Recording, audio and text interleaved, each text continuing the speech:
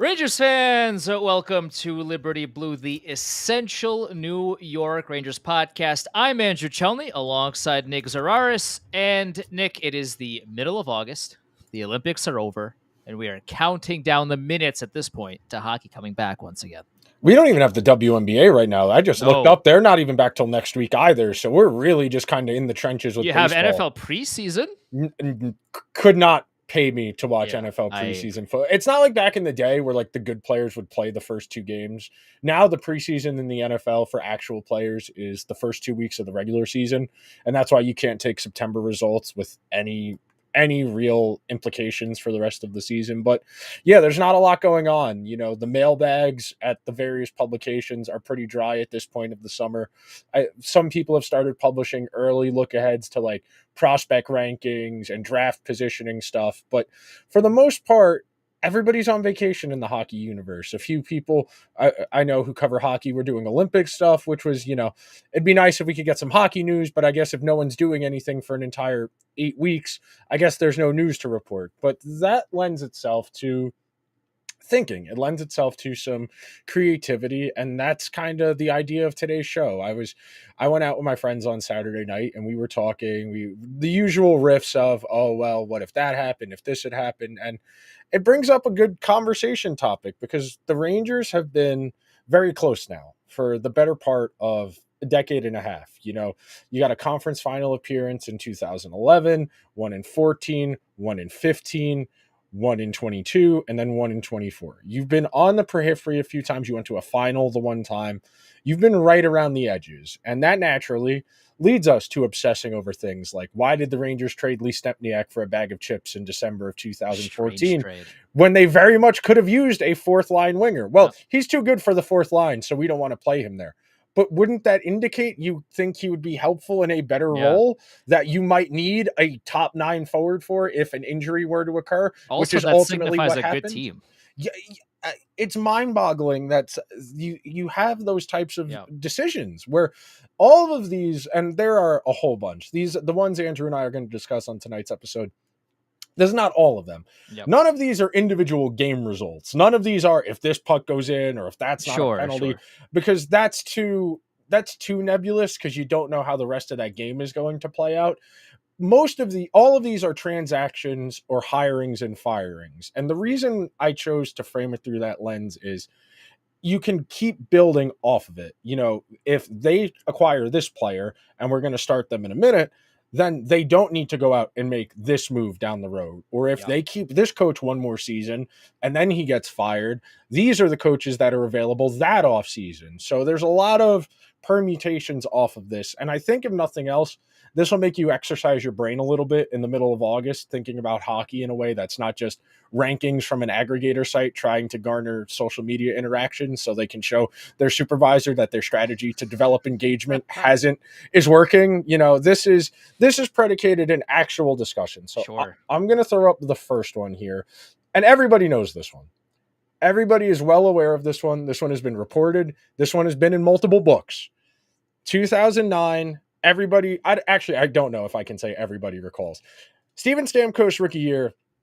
For some reason, the Tampa Bay Lightning had hired Barry Melrose off of TV after not being in the NHL for an extended period of time to coach the team with the first overall pick. He did the typical old man hockey thing of, I'm healthy scratching you. You're going to learn how to play a 200-foot game. You need to be better if you want to be on this team, even though they had just picked first overall. And were very clearly not a good team, so they were just being a hard ass with the first overall pick for the sake of being a hard ass. That first season goes by. Stamkos plays like 50 some odd games. Doesn't do amazing, but very clearly a talented player, goes first overall. The Rangers do a series abroad where they play Tampa Bay over in Europe. And Glenn Sather, then the general manager, corners the Tampa Bay Lightning owner and is more or less, what do you want for Stamkos? And they come to a laundry list. The excerpt that's on the screen, if you're watching on YouTube, is from a Larry Brooks article. This was in Bob McKenzie's book. This has been widely reported. Of that pool, you're assuming that it's probably some combination of Delzato, Callahan, Dubinsky, Girardi, Grachev, whatever. But you're assuming you're giving away at least 2 of those 5 guys in Grachev in picks. So let's start with that. You're getting 19-year-old Steven Stamkos.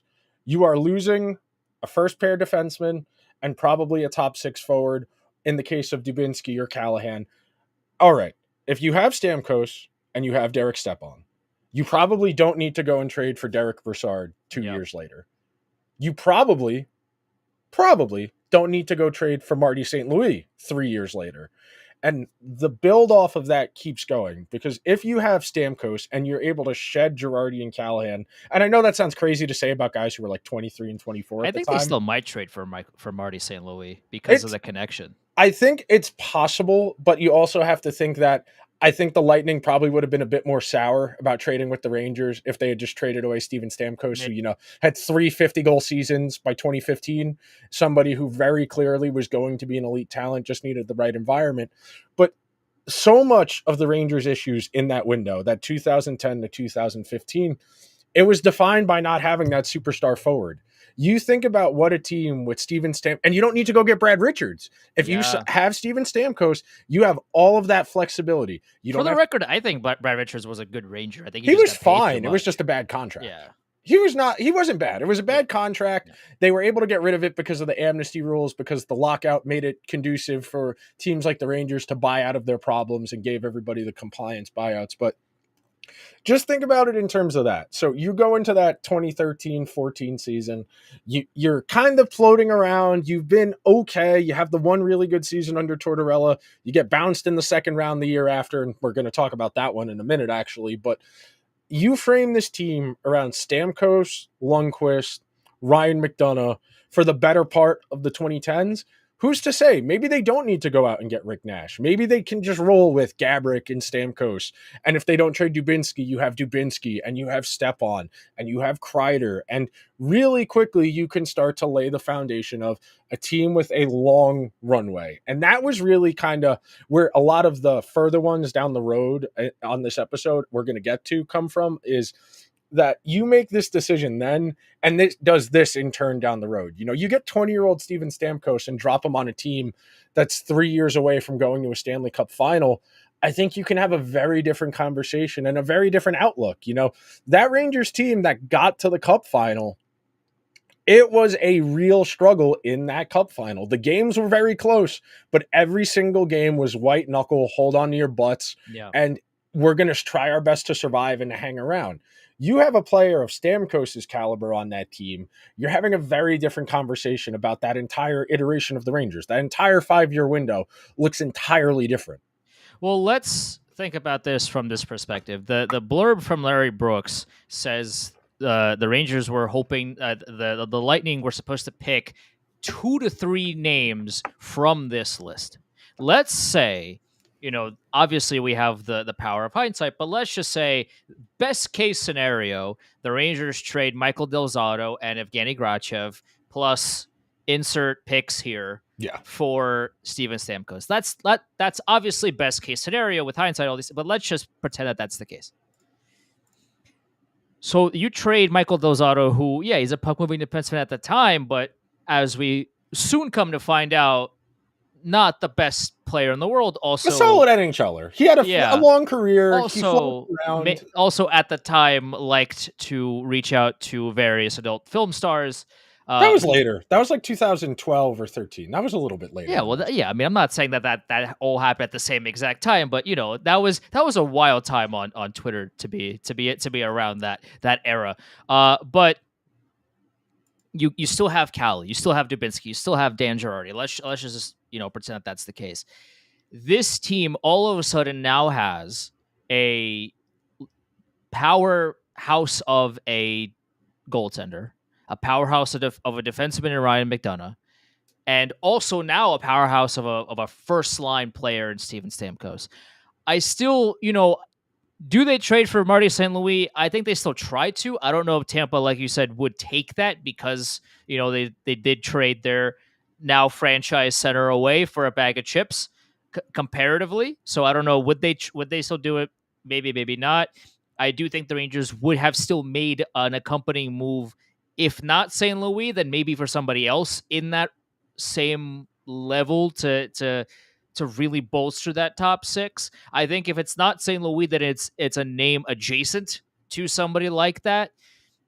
And Yeah, I think the Rangers either if they don't win the cup in maybe 14 or maybe earlier, or who knows, maybe in 2012, maybe Steven Stamkos scores 6 goals against the Devils, and then they win the series and they move on to the to LA in 2012, and maybe they beat LA in 2012, and maybe they can the entire history book has been rewritten completely. I think this conversation really highlights how important it is to have a franchise forward. Yeah, that's been the Rangers' issue, even with somebody of Panarin's caliber. And we've said it before. The only season of a forward Henrik Lundqvist had to anything remotely close to what Panarin's done as a Ranger was that first season of Jágr. And after that, they had good individual seasons. Nash had 40 goals. Gabrick had, I want to say, a 90-something point season, but nothing on the consistency and on the level, frankly, of where Panarin is at. Where is the next one? Here we go. This is the next one I have, and these are in chronological order.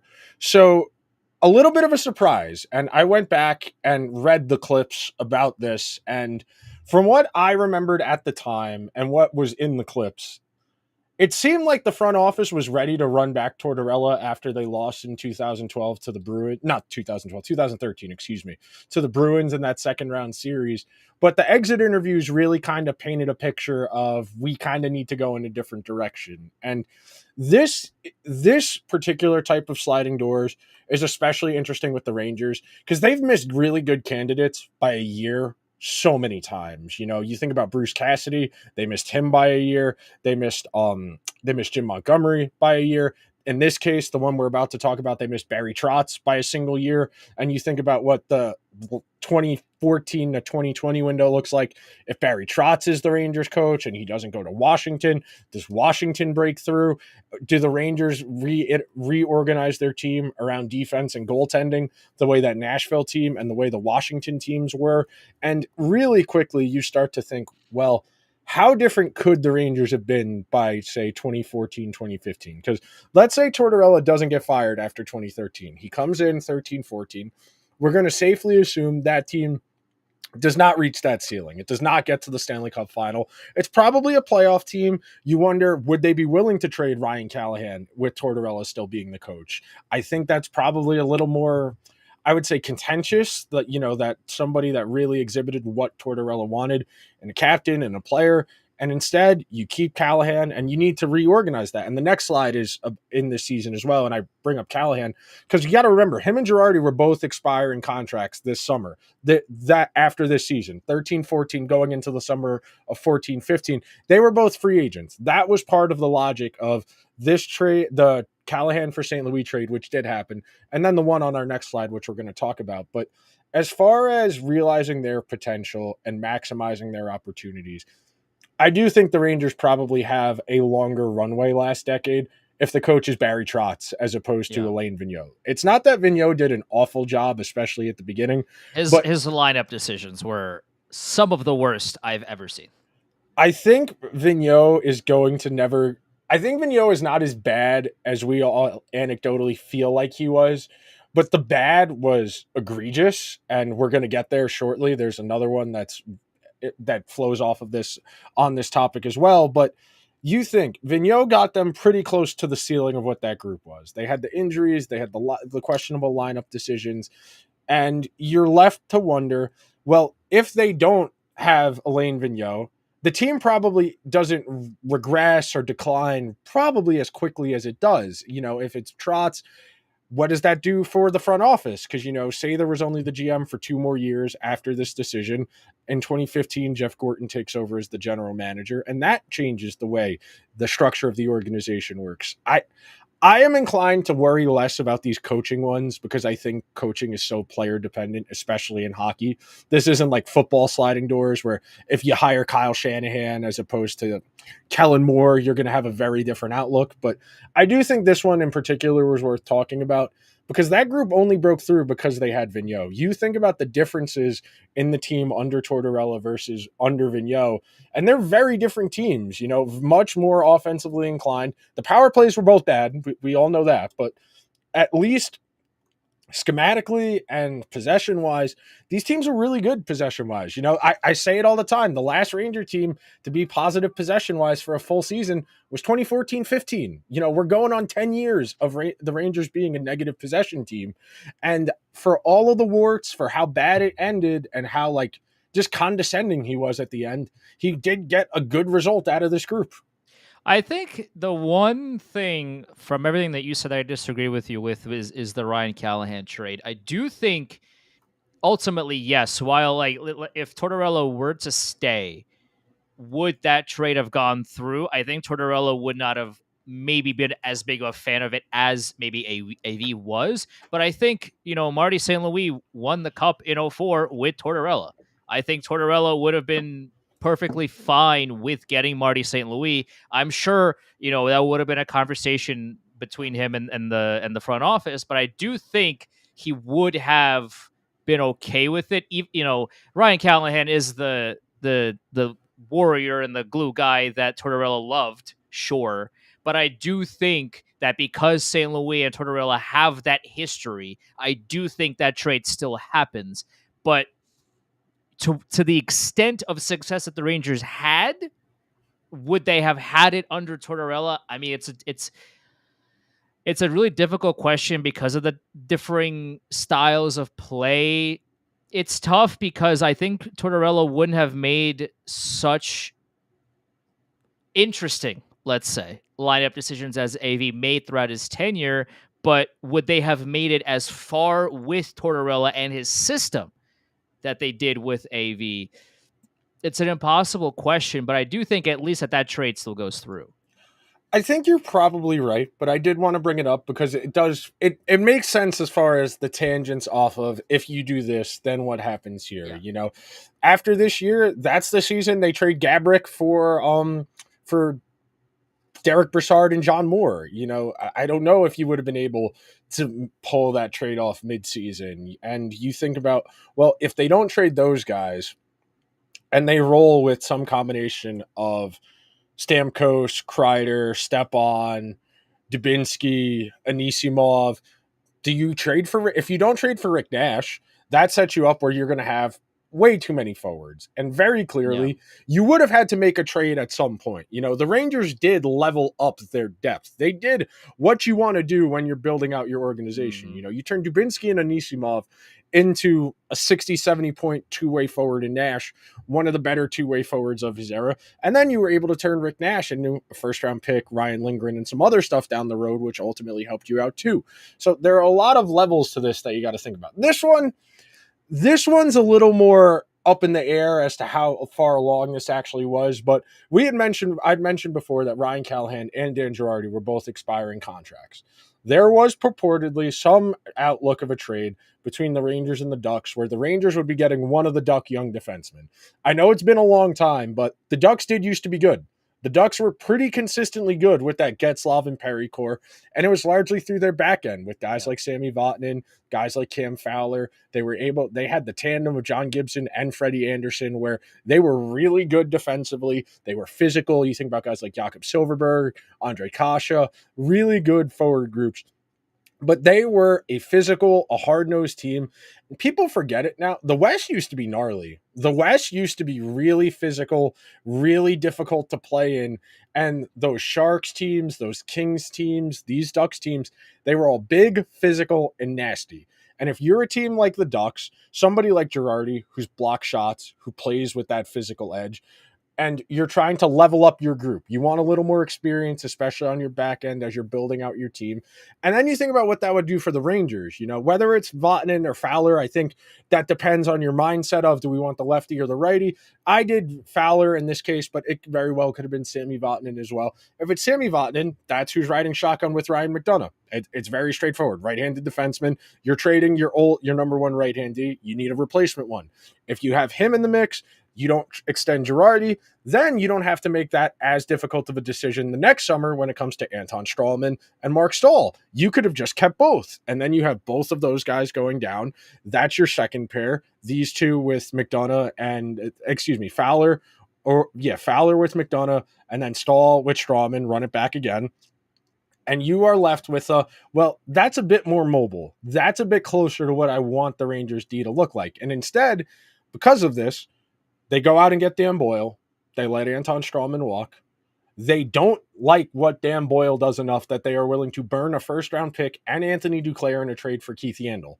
If you do not need to go get Keith Yandel if you are able to pull this trade off. If you have Cam Fowler, you don't need to do that. And instead, you either keep Anthony Duclair or you can turn that first round pick and Anthony Duclair into something even more useful, whether that's one more forward, which I think probably would have been the case in that season in particular, where they needed a little more punch. You know, this is the year they did go out and get Marty St. Louis. They turned Callahan into St. Louis. They burned a lot of picks to turn Ryan Callahan into Marty St. Louis.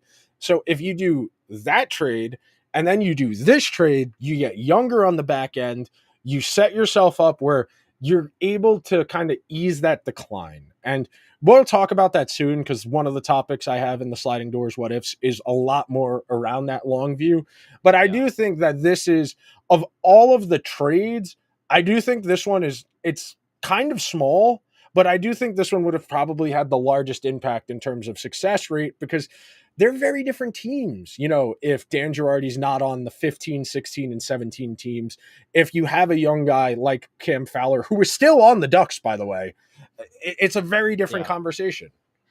It's interesting to think about this trade within the context of this is going all in on the short term. And I say that because Cam Fowler would have demanded a lot of money with this next contract. And if the Rangers give that to him, then how does that impact the Rangers now?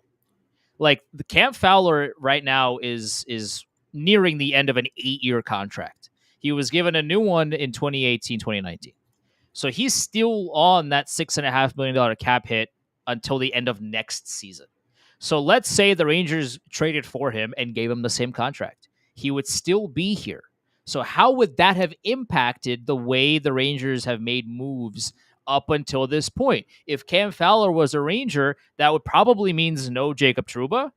That maybe that means no Patrick Kane. Maybe they go after somebody else. Maybe they still get Kane, and because he's cheaper than Jacob Trouba, maybe they get somebody else on top of Patrick Kane, you know, a couple of years ago. Maybe they have more space to acquire, you know, a better player this upcoming deadline. I mean, there's a lot of trickle down effects that comes still to this day because Cam Fowler is on this very long-term contract. Now, in the, you know, if Anaheim called me back then and was like, hey, we'll take Dan Girardi for Cam Fowler, and we'll give you Cam Fowler, I would have driven Dan Girardi to the airport myself. Fowler was 22 years old that season, and you would have had his entire prime. You would have had his entire prime. And you could have either unloaded your position in 2017-18 like they did in real life, or he could have been your veteran old guy on the bad team. So I do agree with you in that perspective. But the one thing I would say to push back slightly is they would have just given the Girardi money to Fowler because Girardi got like 5.5, 6, I think. Yeah, it's right there on the screen. I'm blind. Don't mind me. He got 5.5. The Ducks gave Fowler a 5-year deal that was worth $4 million per.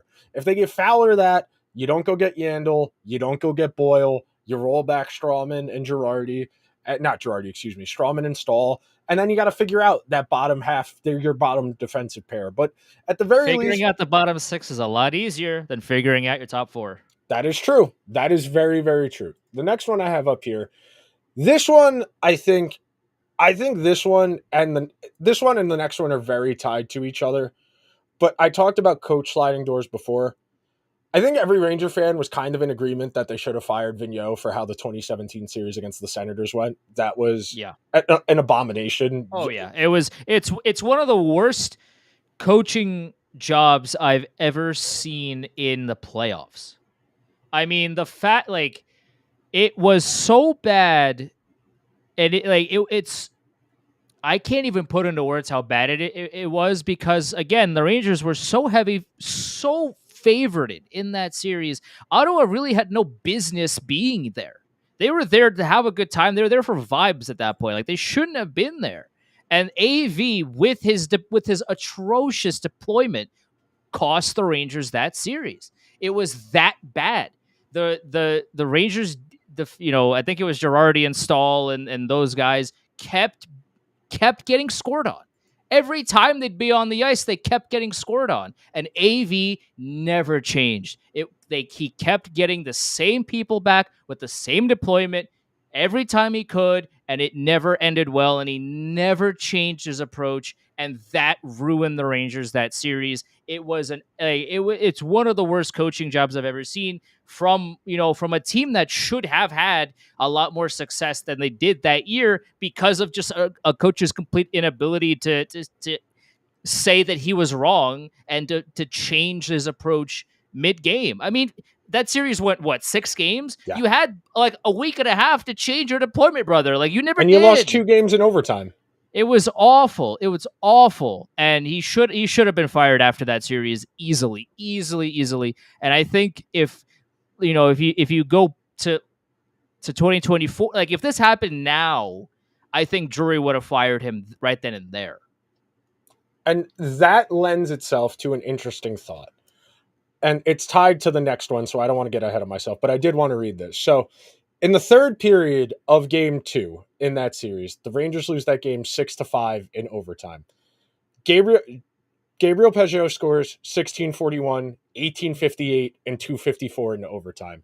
They give up 3 straight goals. Mark Stahl and Nick Holden are on the ice for 2 of the 3 goals. Girardi and McDonough are on the ice for the third of the 3 goals. Of course, right. When you look at the minutes allocation in that series, the discomfort, and you got to remember, they went out and burned picks to get Brendan Smith, and him and Brady Shea were playing pretty well together. They were the third pair. They didn't get a lot of minutes. They were effective. You can make the argument, well, they were getting easier matchups, fewer minutes, lighter workload. To Andrew's point, at some point, you would have thought, well, we're losing to the team we were heavily favored to beat. We're getting outplayed right now by Craig Anderson, who's 40 years old.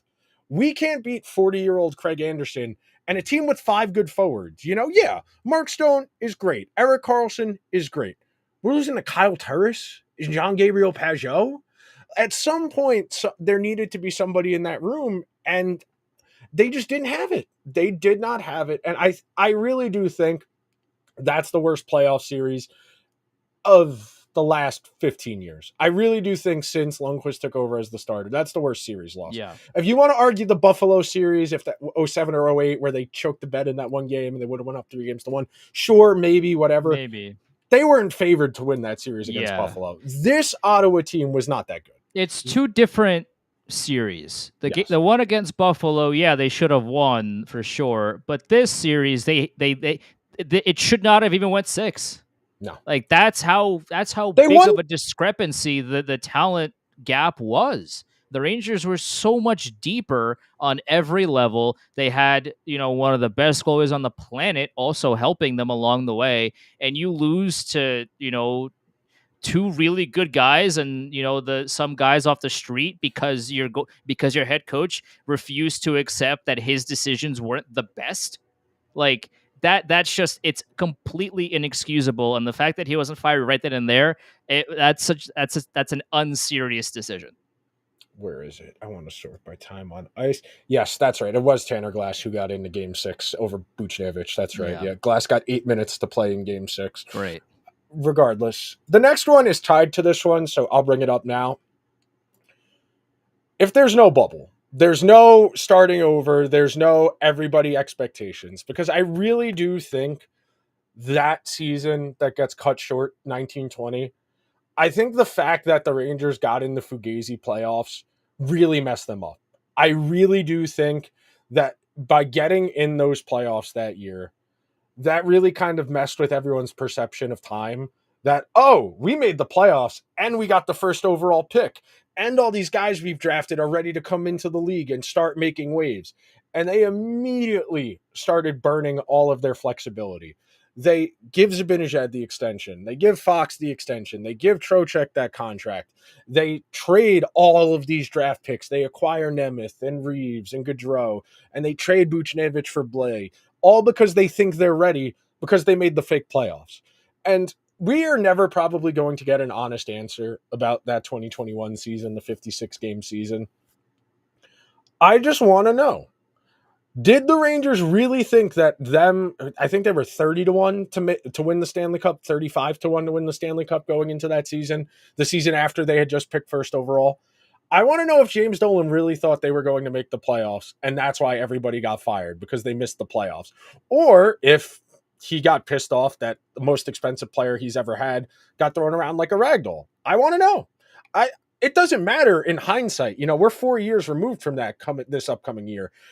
It doesn't matter anymore. I just want to know, because you think about how slow Ken Hughes and Jeff Gorton have played it in Montreal, where they are still in the early stages of that assembly process. You think about where the Rangers could be right now in that process if they don't go out and do that. And I know that's a little bit disingenuous, because it was Gorton and Davidson who gave Panarin the big contract, trade for Trouba, all of those kind of moves to kind of speed up the process. I get it. But I think those are more of holding pattern moves, as opposed to we're trying to win right now moves.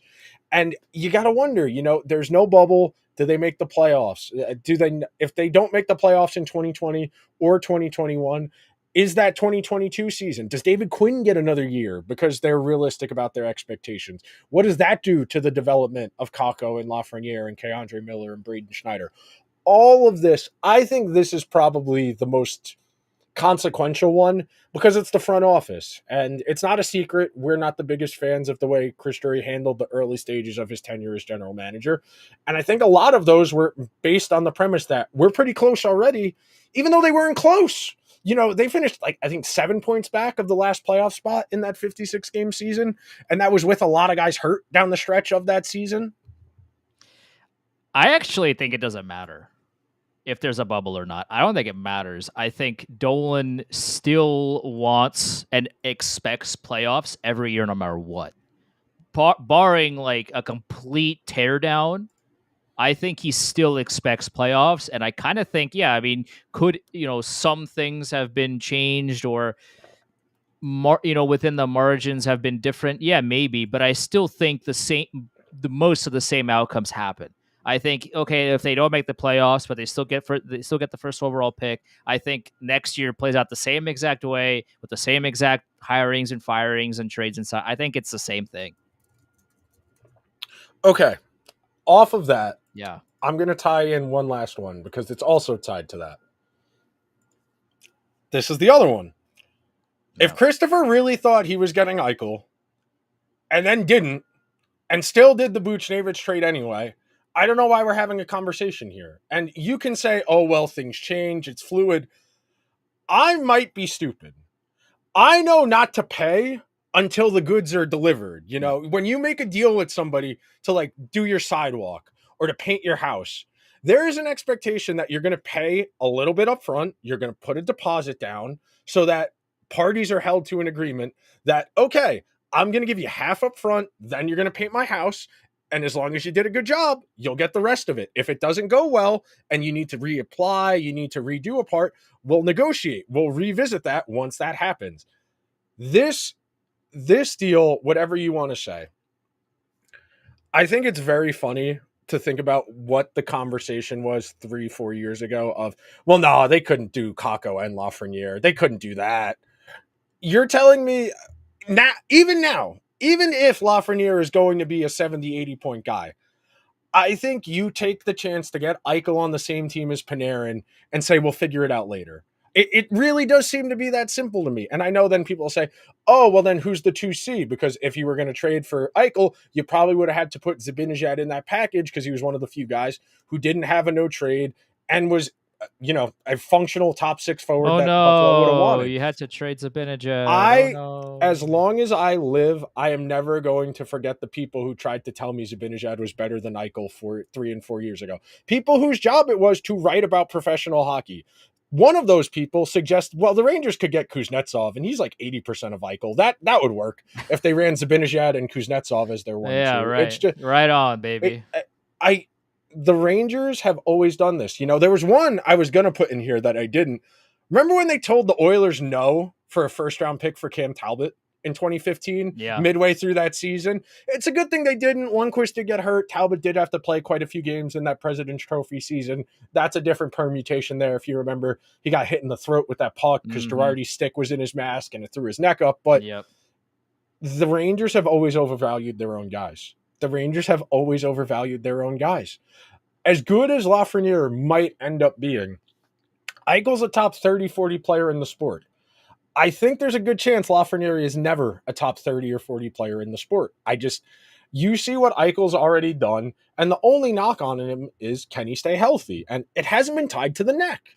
If it was his neck that was still chronically a problem and holding him back, then it's a different conversation. No. He's just an injury-prone guy, whether it's his lower body, he had an arm thing, he had a shoulder thing. Regardless, you have Eichel, you have Panarin, you have Fox, you have Shesterkin. You're in a better place than you are right now. And there are people who say, well, they couldn't make the money work. I did the math. You could have had Eichel, Buchnevich, Panarin, Fox, Shesterkin, everybody on the team. If you just took Zibanejad's $5.5 million out for that one season, you could have had Eichel on the team that went to the conference final under Gerard Gallant in 2021, 2022. You could have him and Buchnevich with Chris Kreider as your first line. You could have still had Ryan Strome and Artemi Panarin and whoever on that right wing, whether it ends up being Frank Vatrano. And you don't need to go out and get Frank Vatrano and Tyler Mott that offseason at that deadline, because you have a first-line center who can generate offense at 5-on-5. At some point, you got to ask yourself these questions. And this one irks me the most, because if it really came down to the Sabres said, well, we're not trading him to the Rangers, you should have blew them away. You should have blew them away with the best.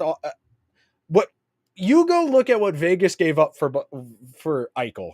Come on, you tell me the Rangers couldn't do better than that? Yeah. Even if you had to pay 1.5 times the price. Eichel is that type of player. It's the same thing with Stamkos. It's the exact same trade frame. Situation, yeah. It's the same exact type. This is once again, and the argument is that Panarin is a franchise altering forward, and he is, but he's not a setter. Right. Well, one, he's not a setter. Yeah. And two, Jack Eichel has that screw it, I'm going to go do it myself type of offensive gene in him. Come playoff time.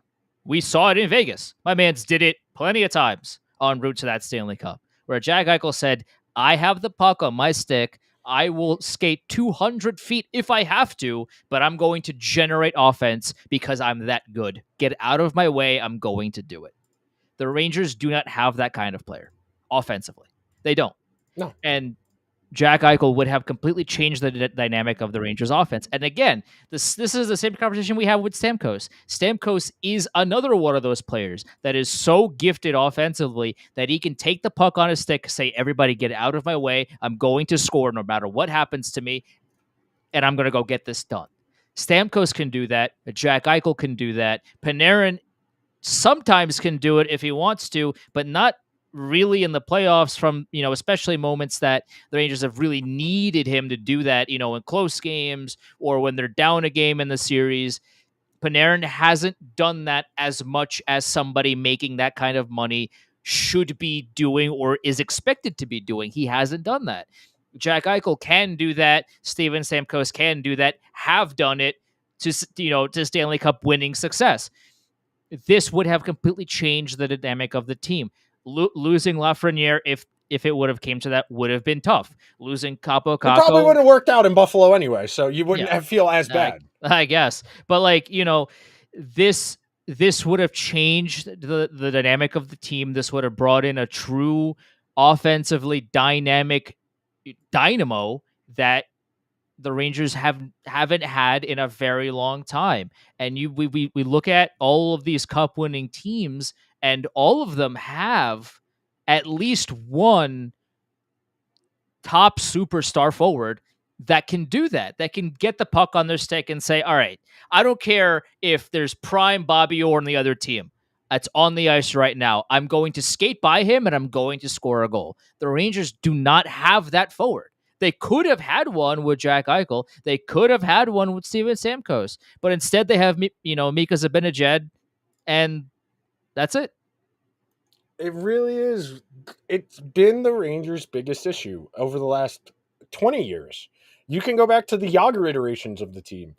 He was the best forward in the world that first season. Yep. The Rangers lost to the Devils in 5 games in the first round that year. It didn't ultimately end up mattering. So I'm going to close out of this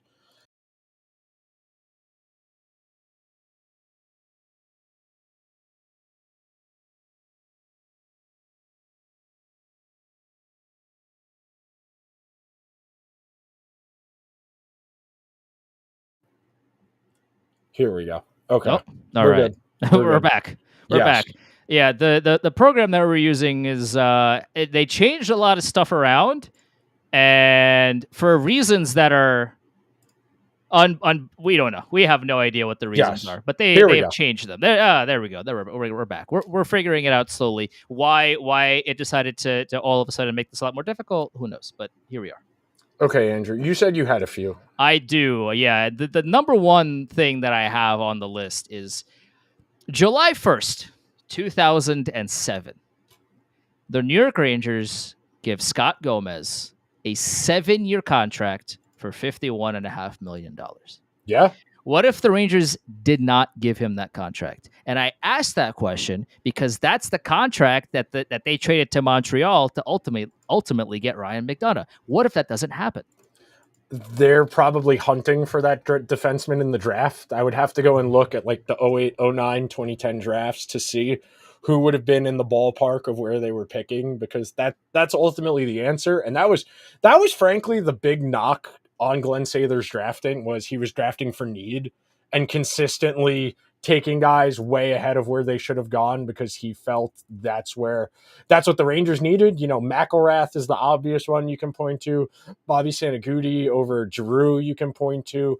Where if you go and look at the drafts of the years right after Gomez, and they trade for McDonagh in 2009, I think, if I remember correctly, 2008 or 2009.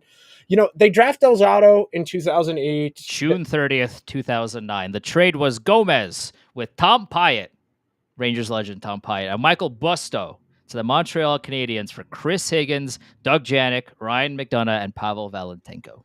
Yeah, I mean, they draft Delzato the year after in 2000. They draft Delzato in 08.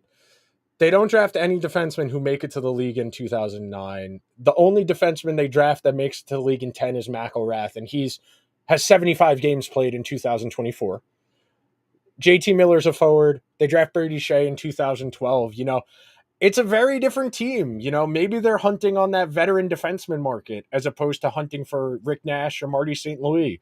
Maybe they're trying to get like when Mark Giordano comes back from Russia. Maybe they try and get Mark Giordano as a free agent, because if you remember, he went to Russia for 2 years in the middle of his career. Those types of things, where it's an interesting question, because it's not really a straightforward answer, because you would have to find the best left-handed defenseman you possibly could, and you'd have to scour the market. Maybe it's Ryan Suter. Maybe they give Ryan Suter the terrible contract that Minnesota ends up giving him, because that happens 2 years. That's 2011 or 12, I believe. Ryan Suter goes to the Wild. Yeah, because Parise leaves the Devils after 12. Him and Suter signed the same year, so 2012. So it takes 3 years to get Ryan Suter. I am going to push back a little bit on that, because I think them signing together was a package deal. Thing. Yeah.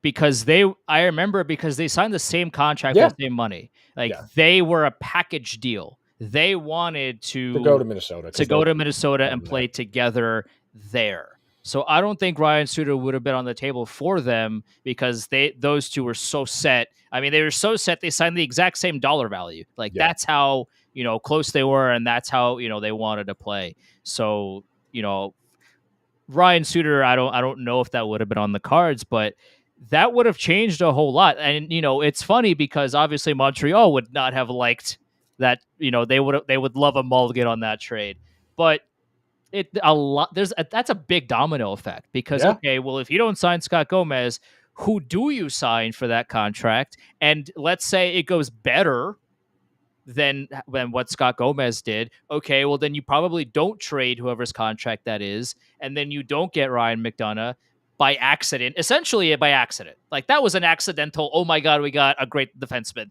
type of deal. Like, yes, I think he was a first round. Yeah, I think selection. It was 12th overall. So, yeah, I mean, the Rangers knew who he was, and the Canadiens knew who they were giving up, but I don't think either side expected Ryan McDonagh to be this, you know, a top 2 defenseman on Stanley Cup contending teams like that. Like that's the best case scenario for somebody like that. And Ryan McDonagh ended up being essentially best case scenario. So, and Scott Gomez, let's just say, did not have a best case scenario type of career with the Montreal Canadiens.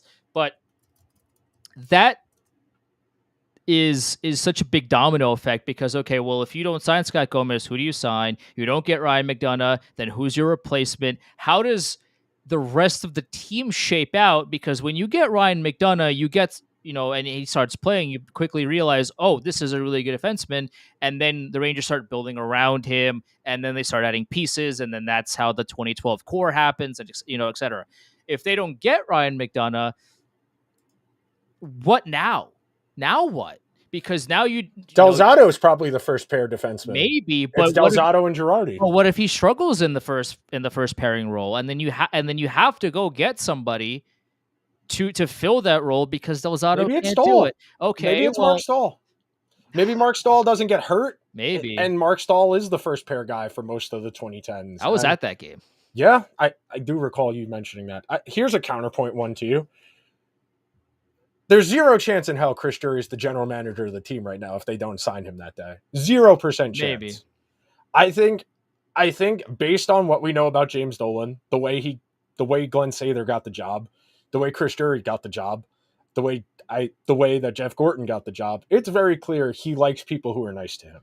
It's very clear that he likes people he can schmooze with and feel included with. That part of the reason Chris Drury is the general manager of the team right now is that James Dolan actually remembered him. One of the few players that James Dolan could probably pick out of a lineup down the road. 5 years go by in 2011. And it didn't end well for Drury in New York. He had 2 good seasons. Then the injuries accumulated. He retired pretty young. I want to say like 33 years old, which is pretty young to just retire entirely. Yeah. So I do think that's one to revisit. Hit me with your next one. I have one that's so relevant to this day, and that is, what if the Senators don't trade Zibanejad for Derek Brassard? The full trade was back in 2016. The Senators, for some reason, traded Mika Zibanejad, who was 22 years old at the time and was essentially going to be their first-line center because they didn't really have anybody else, and a second-round pick in 2018 for Derek Brassard, who was coming off a good year, but he was, considerably older than 22, and a 7th-round pick in 2018. What if the Senators actually had a decent GM that was like, wait a minute, this trade doesn't sound right. I'm not going to make this trade. Ottawa's probably pretty good. Yeah. If you have Zibanejad, you have Mark Stone, you have Gabriel Pajot, Carlson, yeah. You probably have a pretty solid core of a team. If Zibanejad is there, maybe Mark Stone doesn't, and Carlson don't end up leaving.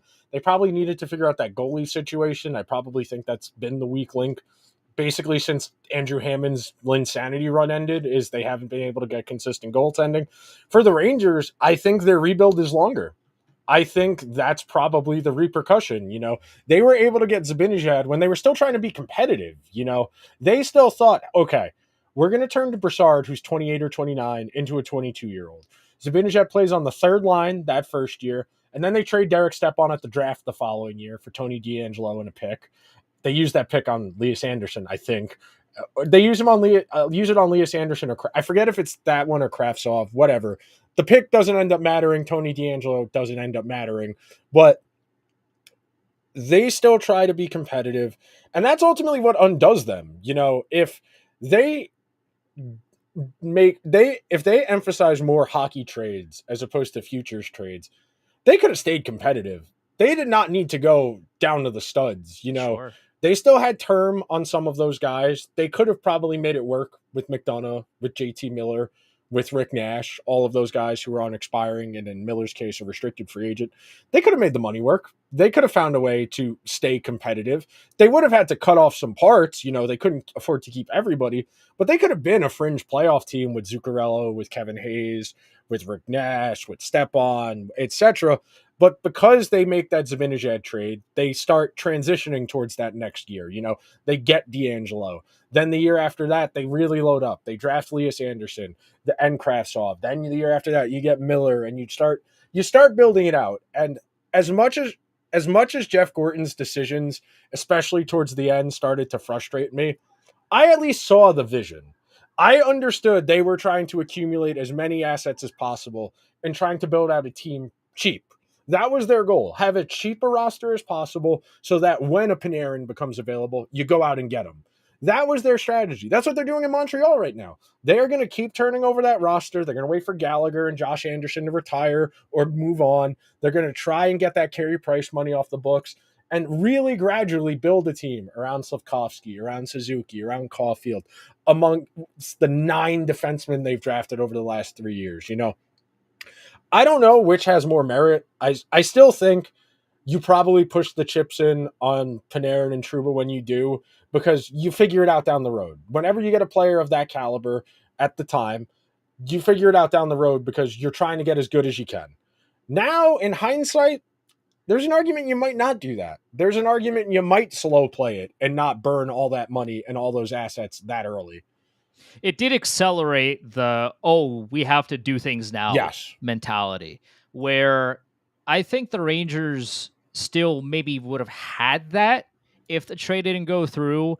But this particular move, I think, really kicked it into overdrive. Yes. Where if Ottawa had a GM that actually, said no to things and understood, hey, maybe don't all make he got trade. For Erik Karlsson is Erik Brandstrom, who got non-tendered. Yeah. That's Ottawa's had a long history of let's just say not the best. Wait, no, that's what he got for Mark Stone. But still.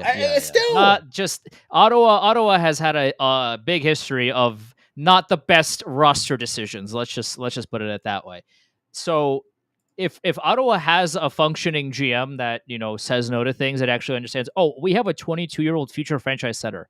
Let's not trade him and a second-round pick for an older center who maybe did marginally better that year and a 7th, and we're gonna completely blow the team apart when they didn't really have to do that. And that trade didn't make sense for Ottawa at the time, and it makes even less sense now. I mean, it's easy to call out a trade in hindsight and be like, the trade didn't work out pieces wise, or the fit just wasn't there. But I could see the vision. No, there was no vision with that trade. It didn't make sense the day it happened, and it only makes less sense now.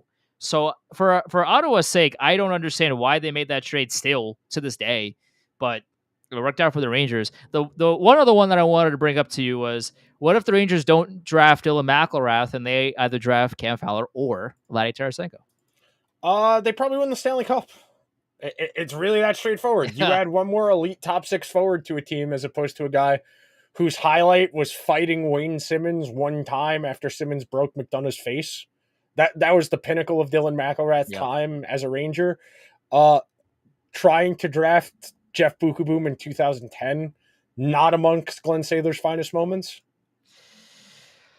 That draft still frustrates me to this day. It's tough because, again, if they do draft Cam Fowler, well, then does Dan Girardi have that kind of contract? Does he stay on this team for long? Do they end up trading Dan Girardi for somebody? Maybe they trade Dan Girardi for a forward, and they keep Cam Fowler long term, and then they build out the team that way. Or if they trade Tarasenko, well, okay, does that mean maybe another young forward from the team goes to make room for him? Maybe that, I don't know how they would go about doing that, but you have to think, okay, well, if the top line forwards for the team back then was still Kreider, which is a while to think about because it's now, a long time since then, and my man's is still anchoring the first line or the de facto second line for the Rangers in 2024, then, I would have liked to see what the Rangers would have done with Tarasenko. And also the question remains is because the Rangers haven't done a really great job at developing talent. So the question becomes, okay, well, you draft Cam Fowler, you draft Tarasenko. Do they still, Tarasenko, I think figures it out. I would think they still, do more things in the NHL than Dylan McIlrath did for sure. But do they become the top talents that they are/were? Because the Rangers are Tarasenko, I think, figures it out. Developing team in the NHL. You got to remember, because Tarasenko stays over in the KHL for a few more years. Yeah. He has that really slow first season with St. Louis, and then he's clearly a guy. He has 2 40-goal seasons.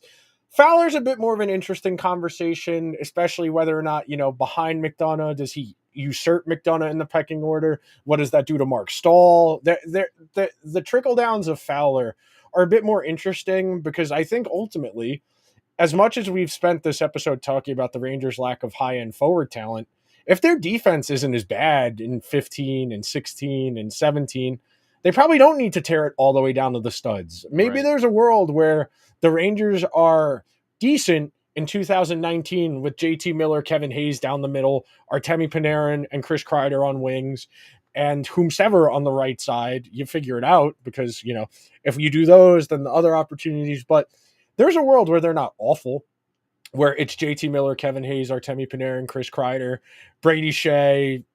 Whether or not you do Adam Fox, you don't know. With Fowler, there is a world where the Rangers don't have to bottom all the way out, and they probably don't get to as high of a ceiling as they are right now because they spent that time as a bad team.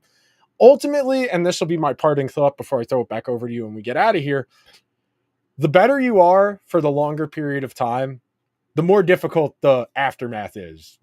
Pittsburgh and Washington, they're probably going to be awful for half a decade once their windows respectively close. When Sid and Malkin and Letang all hang it up, that's going to be the worst team in the entire NHL for at least 3 or 4 years. Washington, they're trying to stay relevant with the moves they've made.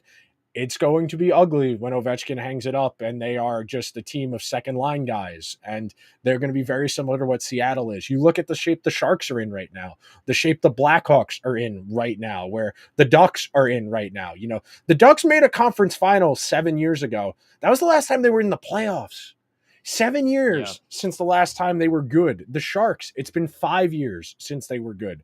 The better you are, the longer you are, the harder it is to get better. The Rangers were really good for 7-8 years there, and it took 3 years to get back to being relevant. That's a reasonable trade-off. The longer you're good, the more painful it is. And it's one of these things is not like the other. Yes. Penguins have won Stanley Cups.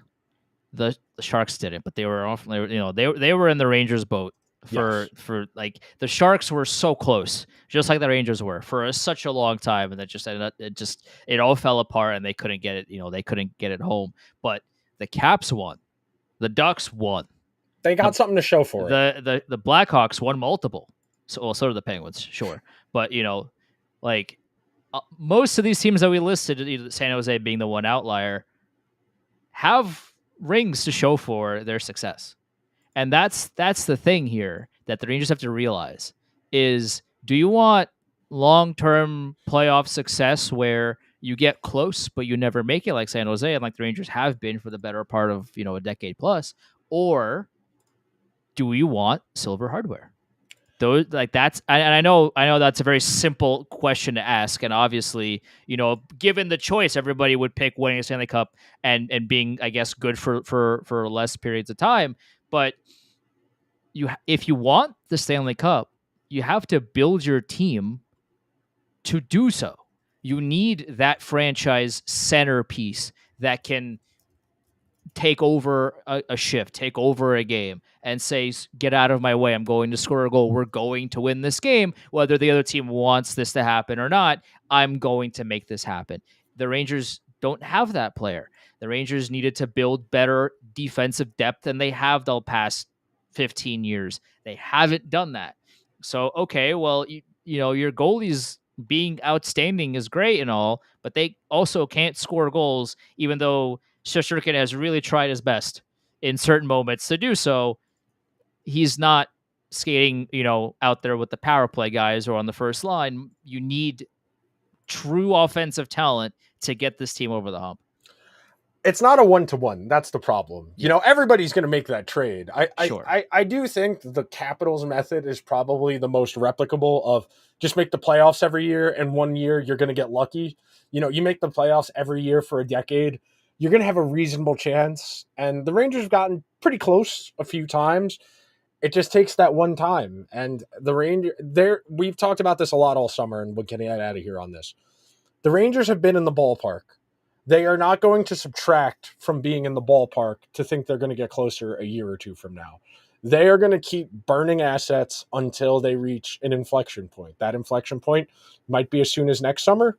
It could be 2 years from now. But that will just about do it for this week's episode of Liberty Blue. So if you could be so kind, please subscribe to the show wherever you get your podcasts. If you are listening on Apple or Spotify, please leave the show a 5-star review. If you are watching over on YouTube, hit the subscribe button, hit the alarm bell. Let us know which move that we talked about or one that we didn't mention do you think is the most impactful over the last 10, 15 years? Andrew and I will talk to you guys next week. Later.